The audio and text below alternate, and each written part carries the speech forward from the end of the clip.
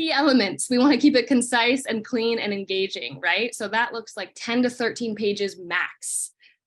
Again, I want to emphasize that this is only produced to produce FOMO. This isn't, giving them in-depth financials.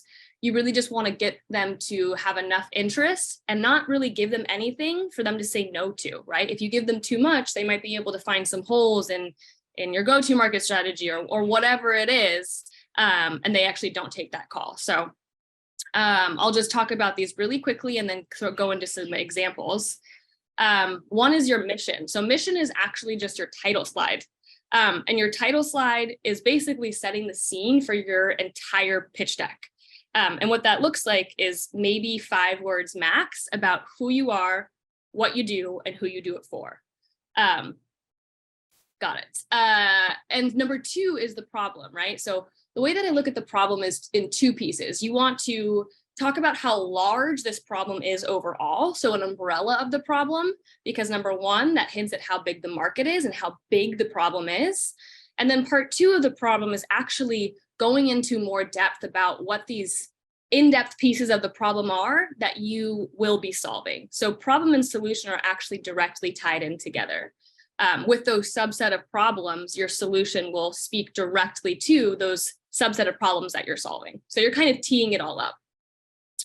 4 is the why now. Again, this is the urgency.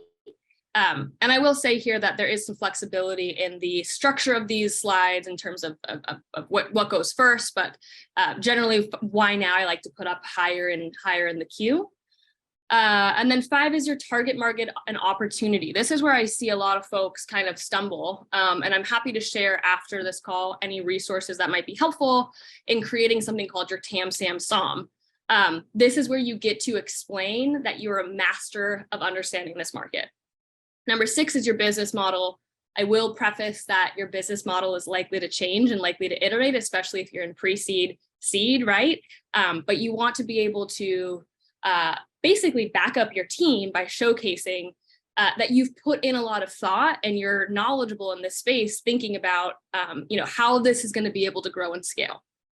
7 is traction validation. When I say traction validation, people are normally like, well, Melanie, I don't have any numbers to show for it, right? Like maybe you're pre-revenue. And I say, well, I bet you do. It doesn't necessarily have to be revenue to be able to show the traction validation. This can look like market research. This can look like beta testing. This can look like LOIs. This can look like feedback from potential customers, right? So this is just to show anything that you have to the investor that like, okay, this is actually something that's going to work and people will buy. Number 8 is your competitive landscape. We'll kind of jump into that later and what that can look like. Number 9 is your team. And again, this is an opportunity for you to showcase the relevant experience and how it directly relates to what you're doing with this exact company. And number 10 is your investment and use of funds. We'll jump into this for some examples in a second, but it's really important that you showcase to an investor, if you're asking them for, 4 million, why exactly, down to the, $100,000 here, $500,000 there, how are you going to be able to use it? And how is it going to take you from pre-revenue to $100 million in revenue?